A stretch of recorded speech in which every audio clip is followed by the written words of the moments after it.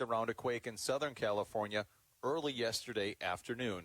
Please remember you can always take USA Radio News with you on the go by downloading the iHeartRadio app and searching for USA Radio News. For USA Radio News, I'm Tim Berg. Welcome to the HackHunterdonRadio show. I'm your host, Jim Minadio, and I'm the president of Zero Surge, a manufacturer of power quality filters that are used for surge protecting sensitive electronics.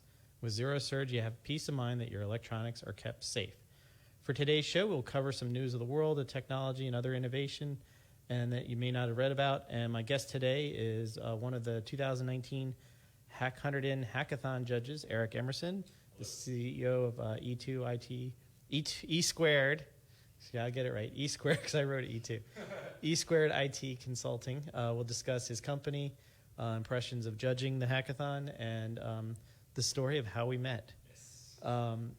As always, I'll end the show with some historical innovation story, and this one will take some time to discuss timekeeping and how it affects our future. But first, commercial and the weather, and we'll get the show started.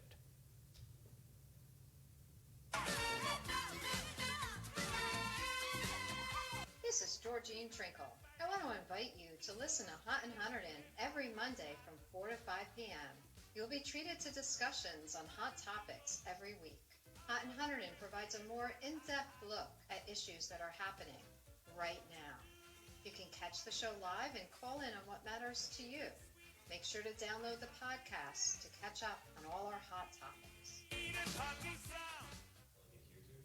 Hi, Beck. The weather, it's hot. It's the 3 H's, right? Hazy, hot, and humid here. I'll even turn on Eric's mic so he can comment on the weather.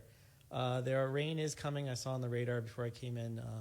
Be here probably by 7, 8 o'clock tonight. We'll start some rain and then rain through the night. Heavy rain tomorrow, and a little cooler. Looking at the temperature here, 87 tomorrow, and then back to hot, and then very hot over the weekend. So find a cool place to be this weekend. I'll be poolside myself, hopefully. And where are you going to be this weekend? Just hanging out with the baby, right? We're trying to drag a baby out to a winery. I don't think it's happening, or it's good. I don't think babies can drink alcohol. So no, I guess it's 21 months, I think. 21. There is a 21 in there somewhere. Yeah, so I think we're just gonna see how it goes, I suppose. Okay, so right back with one more commercial, and then we'll be back with the show. Are you looking to get your message in front of a qualified audience? Through all the noise out there today, consider taking an advertisement out on Hunterdon Chamber Radio, WHCR DB, the voice of business. Contact the Chamber today at 908-782-7115 or give us an email at info@hunterdon-chamber.org. Okay, we're back. So as always, I'd like to start out with some news stories. I did not pre-screen him with Eric, so we can get his, hot takes on him as we talk about him. The first one is, today or this week is Amazon Prime Week. Which did you partake? Did some damage. Okay, did some damage.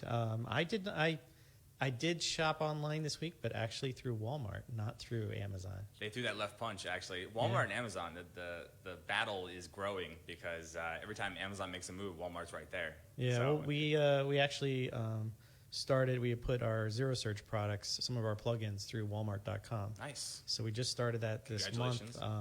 Check it out if you can find them. We're still working out some of the details of how you market through them, and there's certain rules you got to do, and they're very protective of, you can't market to their customers directly per se. So we're still learning. But I found this article through the NJBIA, which is the Business and Industry Association that we belong to. Do you guys belong to that yet? I don't think so. Okay, it's just another one of these acronym groups you can belong to. So many. As a business person. And they according to SCORE, which is the nonprofit business advocate group, they did a study on retail shopping, and they found that 69% of discretionary income is still being shopped in store. In store. In store. Not online. Not online. Trying things in a store is 3 times more influential than any other purchase factor. So being able to touch it, feel it, wear it, try it on for size is still more influential than doing, looking at videos and things like that. 82% of shoppers last year attended a retail event such as a pop-up store or product demonstration. So have you... Black Friday. Okay. Trying to not get knifed on Black Friday. That actually makes sense, though. I have like a hard cutoff dollar amount. If it's over $100, I need to put my hands on it because I don't know if you've ever purchased anything around that price and it ends up being garbage. So that's a good way to kind of see is that whether that's the case. Yeah. So, and then 55% of online shoppers would prefer to buy from retailers that have a physical presence versus just an online-only presence. And so I think that's just the trust thing. Right? It's got to be, yeah. Especially since Walmart, Amazon, Newegg, they allow third-party retailers. There's a big controversy there. If it's not fulfilled by Amazon, you're running the risk of buying like a used item when it's shipped as new, or it's a huge problem right now. Right. Well, yeah, like I said, through the Walmart.com, that's something they made us go through hoops to make sure that our product is our product and things like that. But it's easy for us because we're not buying it from somebody else, so we're making it. So I think that's why they want us there, because they know we're an actual manufacturer. Let's see. So it says 98.5% of all retail firms are small operations with 50 or fewer employees. While e-commerce seems to dominate the landscape, it actually is only 10% of retail sales right now. No way. Like, really? Well, until you buy cars online. Oh, yeah. Well, there's I a would huge... imagine that was the reason why that's Tesla... probably, if you think of, the dollar amount for some of these things, retail, plus, you go to a restaurant, that's probably considered a retail. I guess. I don't know if they consider Postmates an online or retail, since it comes out of a store. Yeah.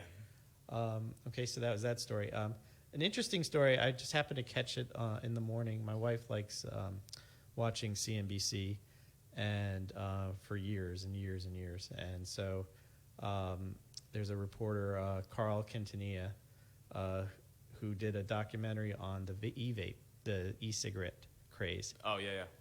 Which I don't think you do, right? I don't vape, okay, no. Good. I don't either. Skip that. But the point of the story, what caught my eye was that the CEO of Juul, because Juul being one of the popular brands, actually said he's sorry for marketing to children. Yeah, I mean, you can't have banana passion fruit as a flavor. Mango. And be like, no, it's for senior citizens. And so, the federal government, the FDA, did a study, and they found that 21% of high school students vaped last year, which is crazy.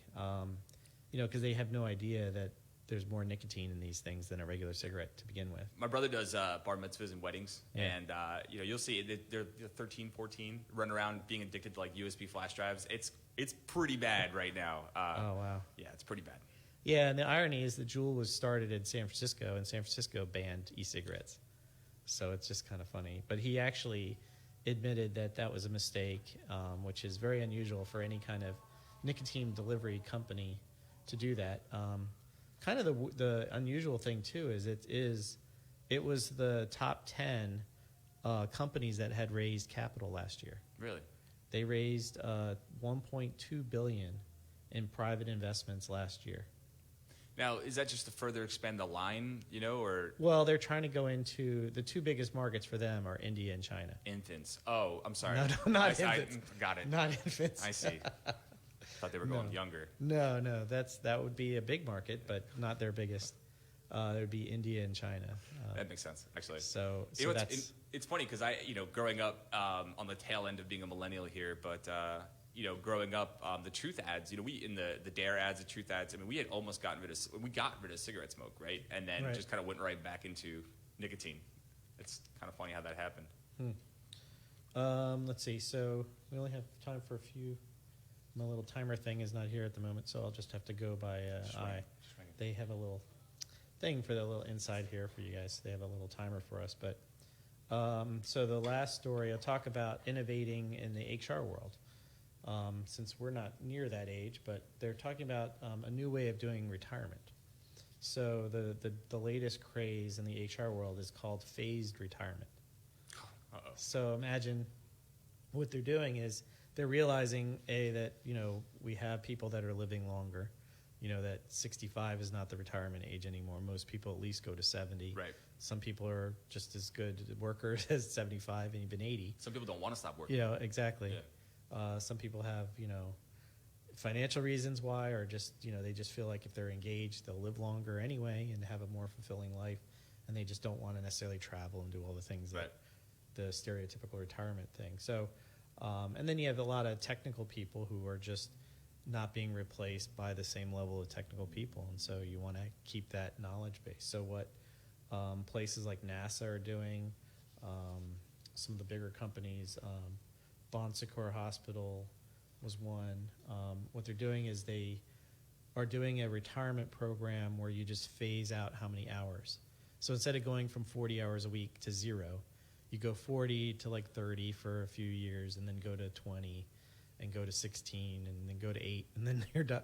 And we actually have a few people that are sort of like that, where they work part time. Yep. That are older engineers that are just doing this just to keep active and social reasons too. But I think what it does is that the programs are always tied to having training to bring the younger generation in too. Makes sense. So I like this better because it's usually people just stop cold turkey and they're just like done, and they go pick up woodworking or by the way, your thing came up. Oh, okay. Oh, look at that. All right, so it is working. All right, so we'll do a quick commercial break, and then we'll get back more with Eric. Oh, folks, you know what that music is. That's the time for modern design. This blue thing is a really new trend. A lot of the designers are trying to introduce blue as a new cabinet color. This is topical for you guys. This is really topical. And the mother said, well, I'd like her room to be gray. And the little girl said, Mom, gray is the color of depression. Hi, this is Rich Scuderi of Modern Design. We're on live every Wednesday from 2 to 3, and you're listening on WHCR-DB.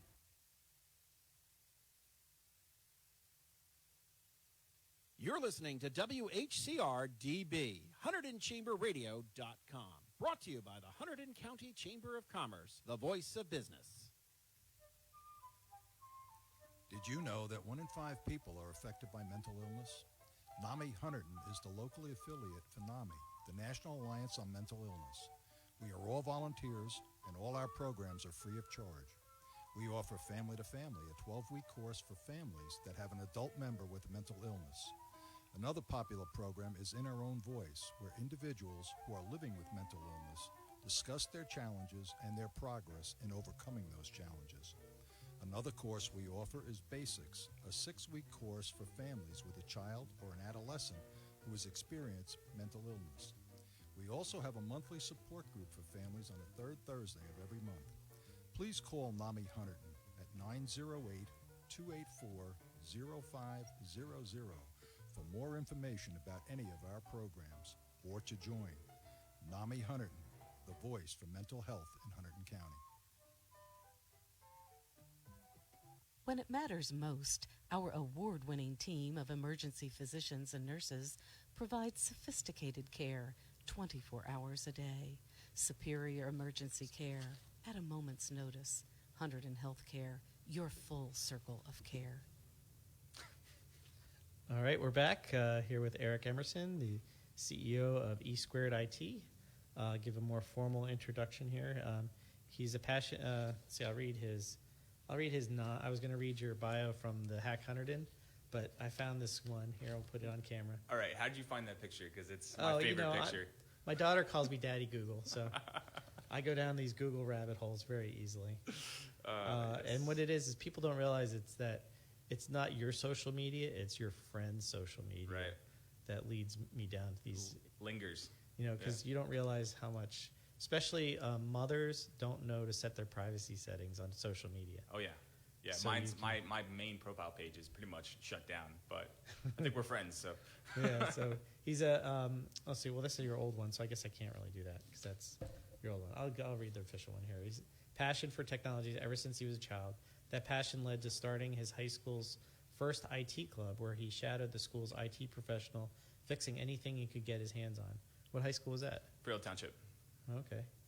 And taking the love of technology and helping small business owners by launching E Squared IT Consulting, LLC, established in 2014 and based out of Annandale, New Jersey, which is in lovely Hunterdon County. Yes. Eric uses his background in systems administration, networking architecture, cybersecurity to keep his clients' businesses running smoothly. He holds a variety of industry standards, all these different acronyms. And he's also a winner of the Happening in Hunterdon County for IT services, correct? That's correct. And his current goal is working with nonprofit organizations to donate time and equipment to help modernize their infrastructure. Correct. So we'll do that. Let's talk about that real quick then. So is there a story you could tell us about that? Nonprofit specifically? Yes. Yeah, so the first IT job I had at a high school, actually. I've been in IT like my whole adult life, but they primarily worked with nonprofits, Jewish nonprofits or Big Brothers Big Sisters, Monmouth County. We worked with a lot of these nonprofits, and it's the perfect balance for me between helping companies that are doing good and helping companies that also need help, and not necessarily for profit. And a lot of them, they're underfunded or their budgets have to go elsewhere, and so there's a lot of finagling you can do with IT where you can make it work on a budget and still operate your business, run, and it just really fits a good spot for me. I've always been passionate about it. So with the impending Windows 7 End of life. end of life, that's going to be a big thing coming up for a lot of these. Yeah, and what's actually, it's funny, organizations. the last computers purchased within the last 2 years, especially from like Dell, they actually usually come with the Windows 10 key. It's embedded in the BIOS, so you're able to do an upgrade and likely won't bang you that $100, $110 upgrade fee. So you actually might be able to do an upgrade. There's a tool you can download, it'll upgrade you. It might just work. If it doesn't work, it'll tell you. Okay, and is there? I've noticed for like software, like my son uses Adobe's full suite, and he has a student version that costs a lot less than what I had to pay for our company version. So do they have that for nonprofits? Absolutely, as well? yeah. They call it TechSoup. So nonprofit pricing for Office 365. They even make an educational version, which I think is free, both G Suite and Office 365, two different competing Office Suite products. But I think the educational version is probably free, or it's almost that. Very, very, very cheap. It's for students with like Chromebooks and things. So what does a nonprofit have to do to prove it to like Microsoft to get these lower prices? I think they just have to be a 501c and then register with the state, and then they think they get a license number or they get a specific code from the state, whatever their individual certification number is. They put that in, and then they just register with an account. Shouldn't cost them anything to sign up on TechSoup. Okay. And I bet you I'd be surprised if most didn't already have one. Okay. So if you're out there listening and you know of a nonprofit that has issues like that, Eric's your guy to contact. So you can contact him through the Facebook page or LinkedIn. He's on LinkedIn. Yeah. Or his website. It's what, E2IT Consulting.com? Yep. Okay, Correct. E2I. I'll post that on the show when we archive it. Okay, so then what other, other than on the profit side of the world, what kind of businesses do you normally deal with? Yeah, sure.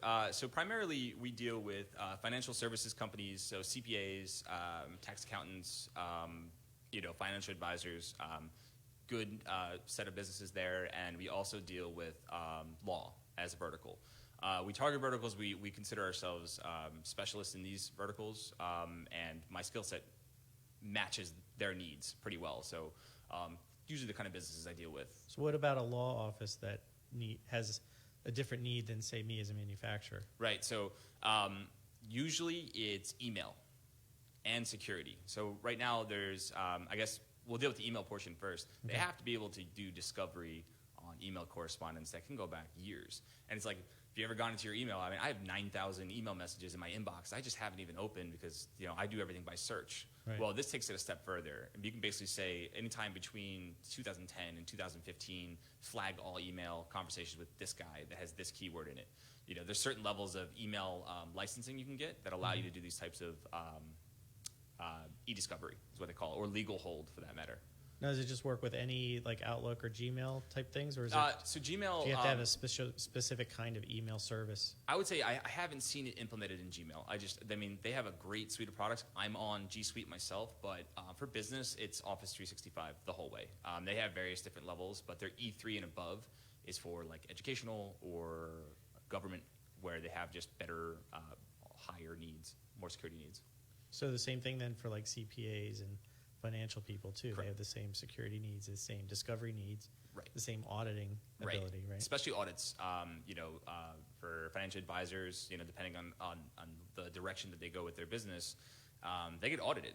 It could be yearly, could be but they have to be able to produce reports that says here's what we're doing. We're following the instructions and we're maintaining compliance based off of this, and this. There's a huge cybersecurity checklist you have to follow and maintain.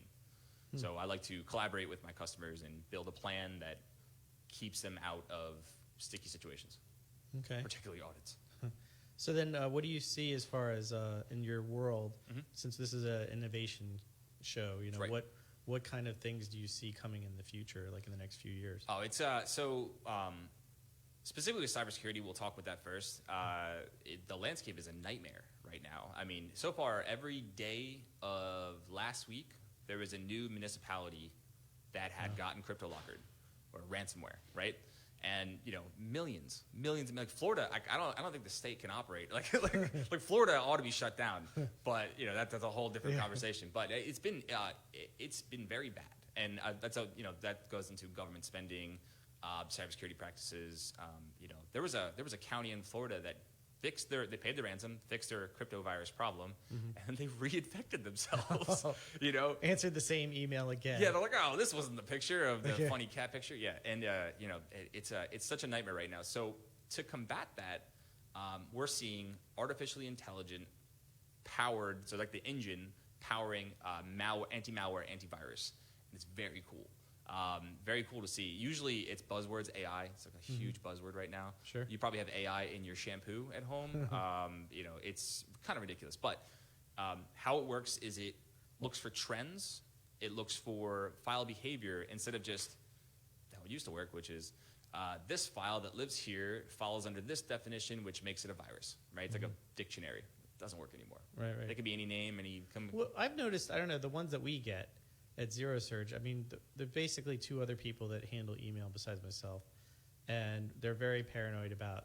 We've actually had real emails, like real orders come, where we've had to call the customer and say, "Did you just send us a PO?" Yeah, because we've been that paranoid. But I've noticed the trend is that there's always it'll look so great until the last word is like not spelled correctly, right? Or it'll be the other one I saw recently was they put copyright 2019 Zero Surge.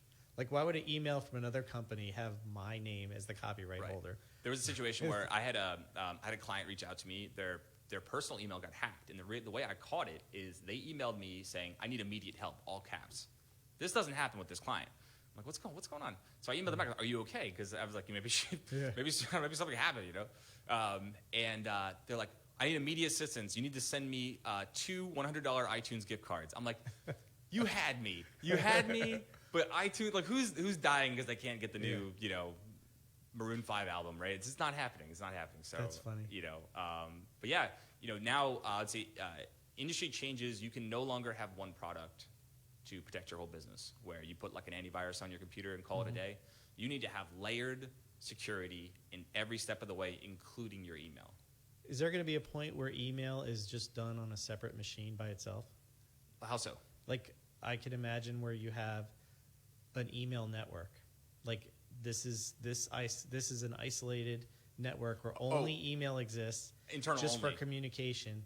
And then if you really want to send a file, you have to tell them, go to my website, and you already know what the key and password is. You create an account so you can transfer files that way. Right. So if you were to ask the creators of Slack, which I don't know if you've ever used Slack or I've if you never know of used it. Slack, so Slack is basically chat rooms in 2019. That's all it is. But according to them, they killed email. Like, they think they've killed internal email. And to an extent, that's internally, but I'm talking about external. You can invite people as well. That could be the way that goes. You can send files. You can request files. You link it in with things like Dropbox. That's kind of the direction we're headed. Very mobile, very fluid. So we're headed to not being able to spam somebody. Because correct. You wouldn't spam somebody on a chat room. That would be, you'd get instantly booted. Right. They know it's you. Right. And a lot of email is attached to identities now. And identities can go, the files you have, not just your email address. So everything's tied into who you are, all to verify. Yeah. So I guess that would be a good thing. Like, if you're using a suite like Office 365, that Word document that you have attached to it is going to have your authorship on it, right? And Correct. so then the receiver will be able to identify that it was a real, because it had your key in it. That's basically. why e-signing, it's Adobe has been doing it for a very long time, although it's a little cumbersome, but they're doing a very good job inside of the Office suite now. But you have to pay for a subscription. You basically have to be in that ecosystem pretty deep. Now, is it? Are these back to the stories about the governments? Are they solely through email that they're getting? Primarily. There's no. It's not like they're browsing and then found a. It doesn't happen through browsing as much anymore. I mean, you see people. Google blocks a lot of that stuff correct. too, right? And also the workstations might have restrictions on them where they can't actually execute any file they download. But email, if you embed code inside of a Word document, and if your antivirus doesn't catch it, it just opens. When you open that Word document, it opens. Nothing you can do about it. Right. A lot of times there's your next commercial break. Well, that's all right. We got some time. Keep going. Okay, so nowadays, you don't even know you have a virus until it's too late. And a lot of times, what they do is they collect information, they try to make little moves, collect administrative credentials, and then it'll spread to your network. It'll collect information first, see how bad the situation is, and then it'll spread. Okay. All right. With that thought, we'll take a quick commercial break, and then we'll go over the story about how we met. Yeah. That's our teaser there. Let's see. What do we got? Oh, we'll do the little news break.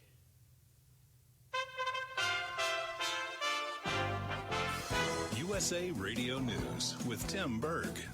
The House may vote on opening an impeachment inquiry into President Trump. Republican South Carolina Senator Lindsey Graham says the president isn't racist for his remarks about 4 Democratic congressmen, including Minnesota Representative Ilhan Omar. A racist says go back to Somalia because you're Somalian or you're Muslim or whatever. That's just the way he is. The federal prosecutors who took down Mexican drug lord El Chapo say they had a mountain of evidence to put him away for good. Never again will Guzman pour poison over our borders, making billions while innocent lives are lost to drug violence and drug addiction. Richard Donahue, the U.S. Attorney for the Eastern District of New York, Guzman's attorney, believes that Guzman will be serving his life sentence in Colorado's Supermax prison. This is USA Radio News.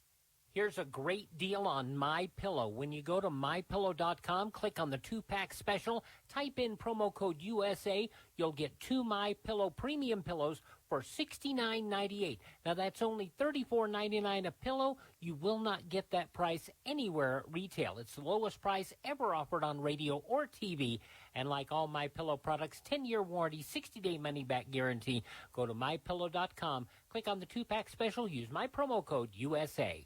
With a recession ending, if you've been putting off building your business, now is the time to act. General Steel will meet or beat any price on a pre-engineered steel building of the same size and specifications. Act now, before steel prices go up. So call us today for free information. Call 800-965-1290. 800-965-1290, 800-965-1290.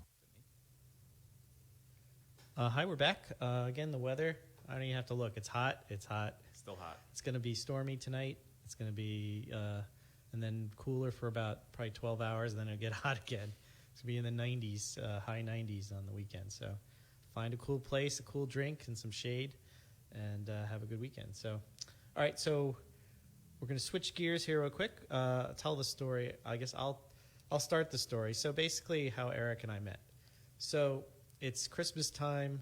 There's the chamber has their annual Christmas dinner, and as part of the dinner, they give awards out to different people for different reasons. And so Chris Phelan has got everybody lined up, and he's going through before he gives everybody their award. He asks each one of them a question related to Christmas, like what was your favorite Christmas gift? What was your tradition that your family did for Christmas or the holidays, whatever. And then he got to the question, what's your favorite Christmas movie? So I turned to Donna to my left, and Eric is sitting to her left.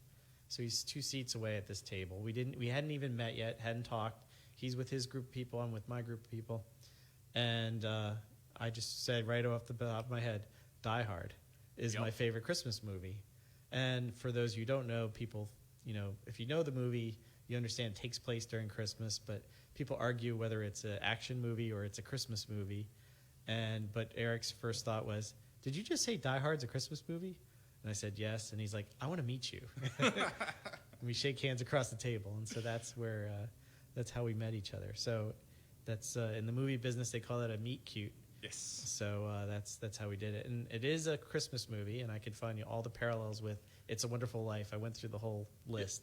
You know, you have the bad guy, you know, Mr. Potter, and you have Alan Rickman's character. They try to steal money from the good guys. You have a family dynamic situation going on in both stories. You have people who jump off of buildings. I mean, Bruce jumps off a building, and so does Jimmy Stewart jumps off a bridge and falls through a floor even in the pool, right? And you know, there's an angel character, and that's the cop who's, you know, had to redeem himself. He ends up, you know, shooting the bad guy at the end to redeem himself and get his, you know, his metaphorical wings. So, do you have this written up somewhere, like a? I should. I did email it to you. I'm sure. Yeah, but I probably should make it into a formal document of some kind. Some kind of manifesto. Yeah, I think so. Well, I don't know about manifesto. It's okay, they can bury me with my manifesto. You know, I have so many of those. I guess start with, you know, surge protection, work our way down. Yeah. And we haven't even talked about it. This is like the 5th show, and I've been very good at keeping it, not really talking about it yet, but we will as soon as I run out of some guests. I think we'll do a whole show. You can talk about surge. Yeah, I'll make you the host then. Yeah, maybe we'll do that, and we'll bring Bob in with the beard, and it'll be a great show. So, so again, so that's how we met, and then we had the hackathon coming up, and so we needed a judge, and so Eric graciously volunteered. So, tell us about your experience. So you were there. You got there in the morning, right? Yeah, correct. Yeah, so I wasn't there for the 24-hour period. Fresh off a new baby, so we were able to squeeze it in. But yeah, I got there in the morning, and you know, got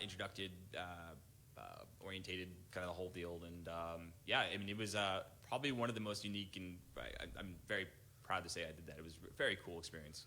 Yeah, so the way it worked, like you came in, I remember did you go visit all the teams ahead of time, or did you have not time? So yes, we did, but this was after the 24-hour period, right? Yeah. So when we made our rounds, I mean, it was basically like they were zombies, and we were filming a zombie movie, because that's what it was like. Like, nobody wanted to talk to us. We were like, "Hey, is everything okay?" And they're like, "Yeah, man, everything's fine." You know, that 1,000-yard, you know, Western stare, it was gone. They were gone. You know, they really pulled it together for the presentations, though. But yeah, they were some zombie people. It was. Yeah, they did perk up for the actual judge, because what we did was we had them all come into a classroom. We had to do a preliminary round because we had so many teams. We had to cut them down to 10, and then so we're in that room doing that. You know, I liked how well run it was. You know, thanks to Donna timing, and then Kristen was doing getting the teams ready, in and out, and yeah, they did a great job. And then having Brandon in there too as an extra set of eyes too. Yeah, that helped a lot. Yeah, it was nice. Yeah, we had, you know, we were all pretty much on the same page too, and you know, the presentations were fantastic, given the amount of time they had too, which is just the most impressive part about it. You know, it was hard to narrow it down. Yeah, very hard. So we cut them down to 10, and then there was a time for them to kind of regroup, and then they re-presented their project again with more time. So, was there any? Like, we all pretty much agreed, but was there another project that stood out to you that if, like, they had enough time, you thought it would have been a really good idea? All right, give me a sec. All right, so, I mean, that art diorama one, like, so, can I tell the story about okay, so go ahead. It was a team of, what was the initial team size? It had to be 5 or 6, because they had an artist friend who was there, and then she left. Oh, right. Like, she actually painted that. Yeah, so this was like a hand-painted mural art piece that was interactive, so it responded to touch, and if you walk past it, and the goal of it was, you know, imagine you're on a subway, and it's an interactive art piece that responds, it kind of like brings you, you know, in an urban setting, it brings you a little bit closer to nature, and it was very, very cool. The problem is that they had so many hurdles and roadblocks along the way. I mean, you know, there was a kid that unfortunately he did a little overdo. Yeah, he overdid the Red Bull, I think. Yeah, or something happened. Something happened, and you know, emergency services had to come, and you know, I mean, they had a guy that person just left, I think, and.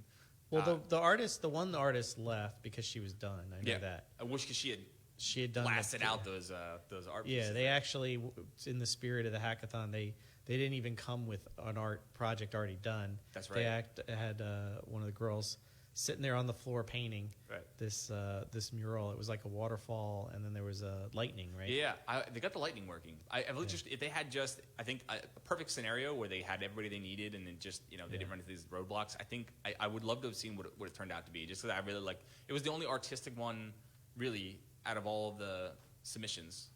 Yeah, I like that combination.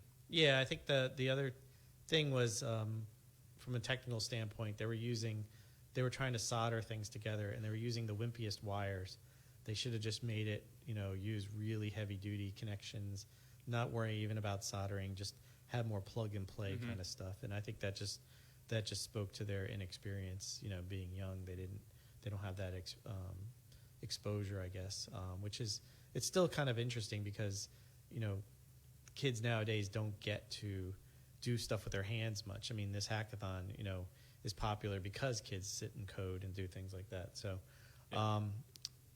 that's it was nice to see that, and like the car. Yeah, the robot car was really cool. I thought that was especially cool because they built it in Unity, which is a video game engine, and that just in general that's just a cool how they mashed that up was interesting. Can I do an honorable mention? Yeah. The weightlifting guys. Yes. They won best presentation, or the best energy. Oh, sure.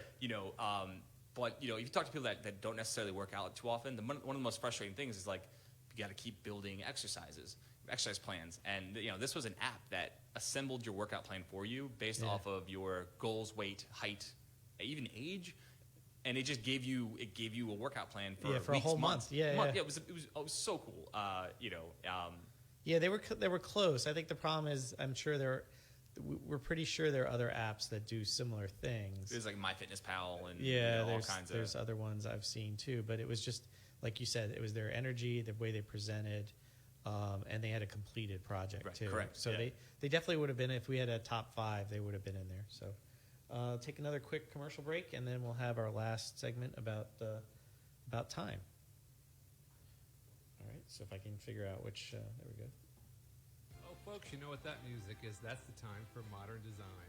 This blue thing is a really new trend. A lot of the designers are trying to introduce blue as a new cabinet color. This is topical for you guys. This is really topical.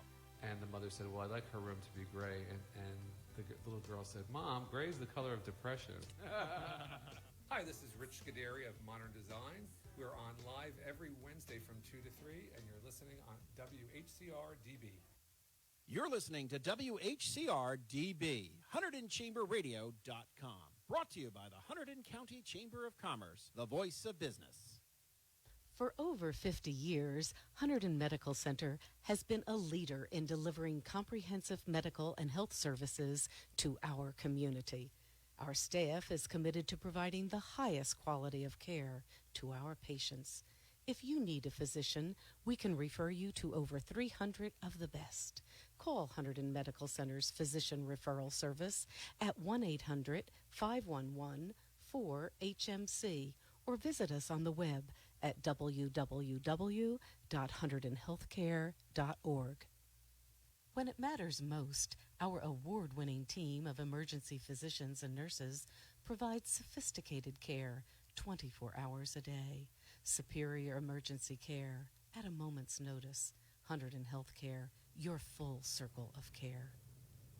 Okay, we're back for the last segment. Again, we usually do some kind of historical piece about technology or innovation, but this one's going to span time, meaning beginning of time to now to the future. So talk about the history of timekeeping. Okay, so I got this article from Physics World magazine. It's a British journal, or I don't think it's a British journal, but the author was British. So there's a lot of British references, but since Greenwich Mean Time is the keeper of time, that's they do get to own that. So the first timekeeping method was sundials, right? Stick in the sand. So basically, you're measuring time based on how the sun travels and the shadow clocks.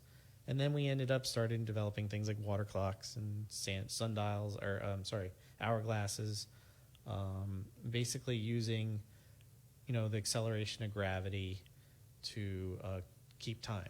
So we're using pendulum clocks, back in the Middle Ages, and then, so what happened was, at some point, pendulum clocks are only so good.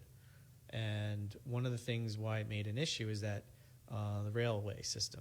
That's the reason we really started to have to start a conversation about how to keep time. I mean, we always had issues with calendars. There's the Gregorian calendar and all the different calendars, the Jewish calendar, you have an Arabic calendar, the Chinese calendars, and all that stuff. Those are just, dealing with how many days since something happened. Mm-hmm. But when you're trying to measure actual time, humans didn't need to worry about that until trains. Right. Because now you're dealing with the time between one city and another city. Up until that point, each city had their own time based on whatever the clock at the church was ringing.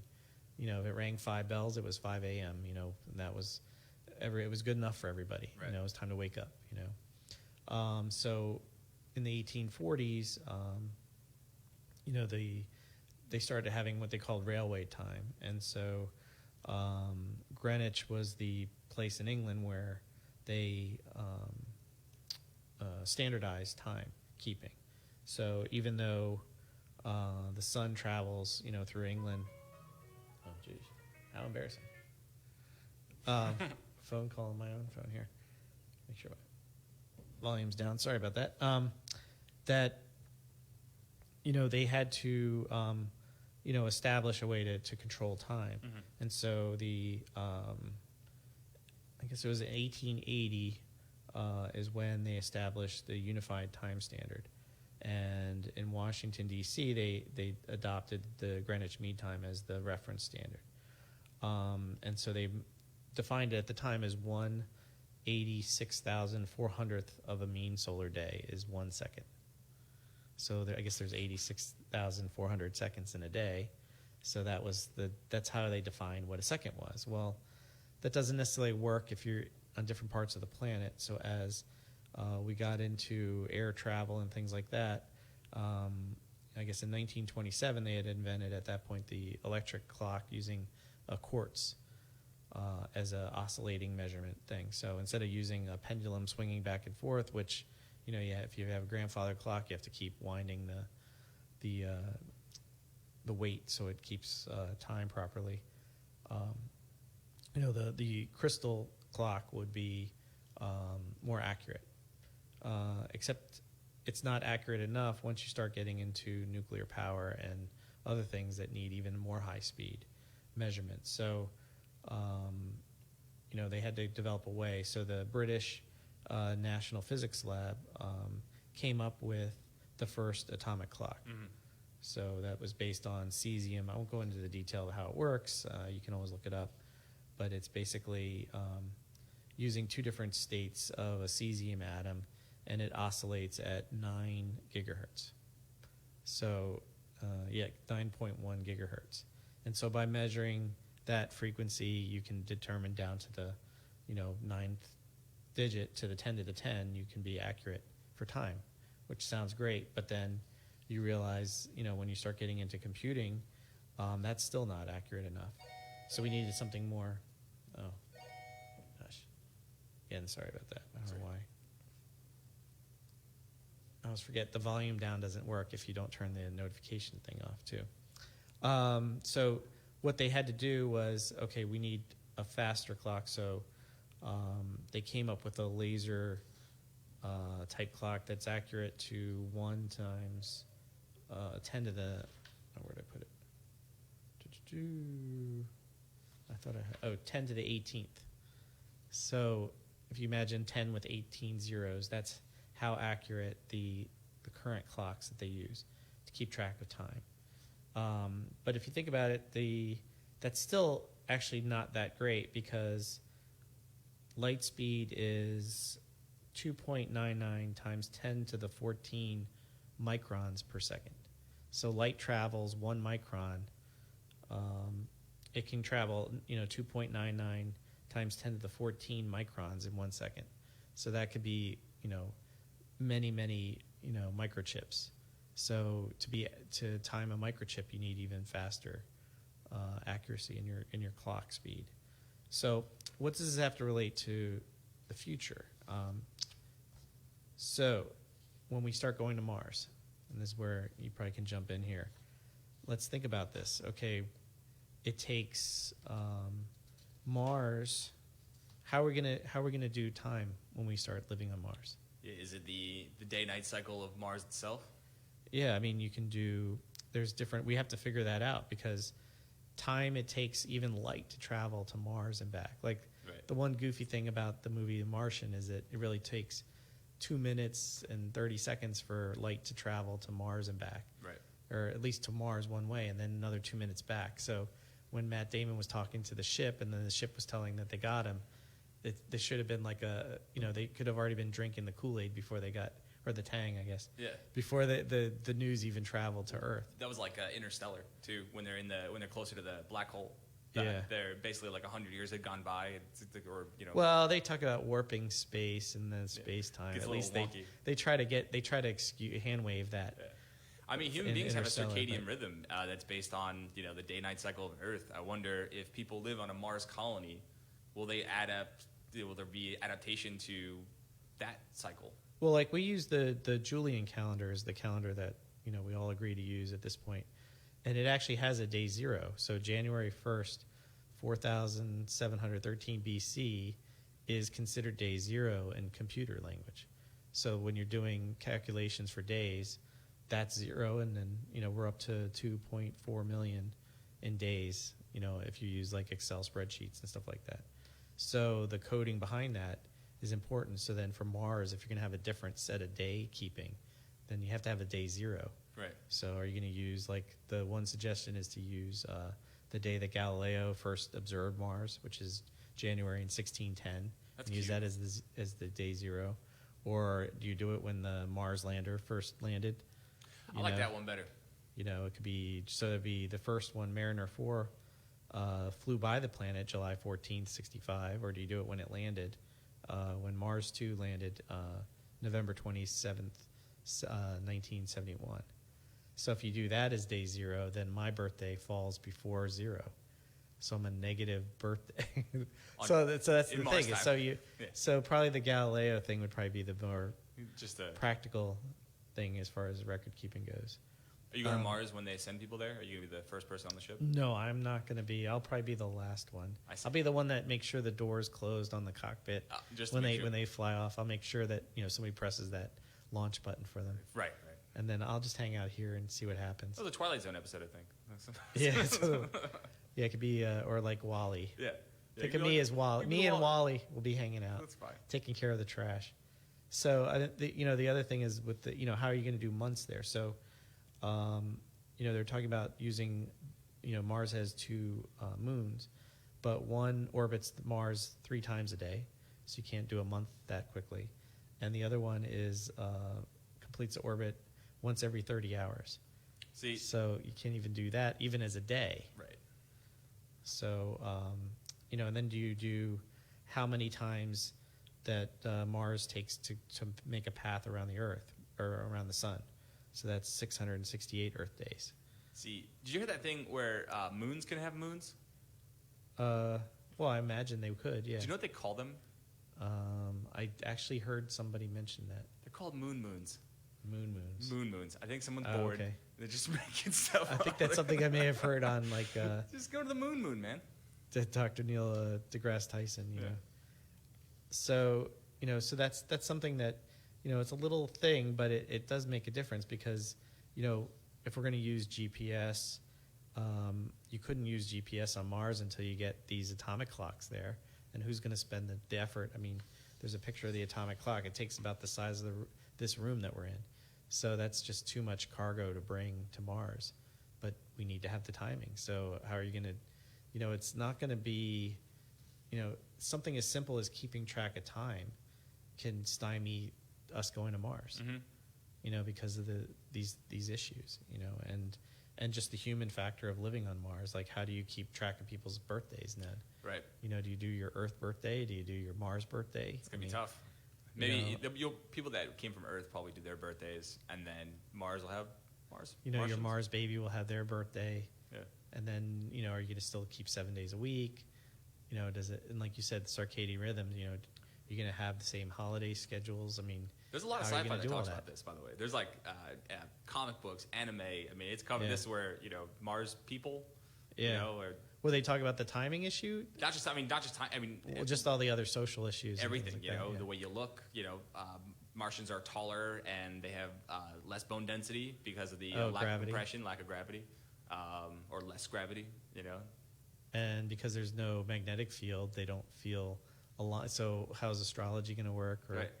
or even those people who wear like the bracelets, the copper bracelets. Oh, yeah. To get the Earth's magnetic field. Oh, that's right. Yep. So if you don't have a magnetic field, What are we gonna do? what are we going to do? That one girl on Facebook that posts about Mercury being in retrograde, like, what is she gonna do? What is she gonna do? Well, that still exists.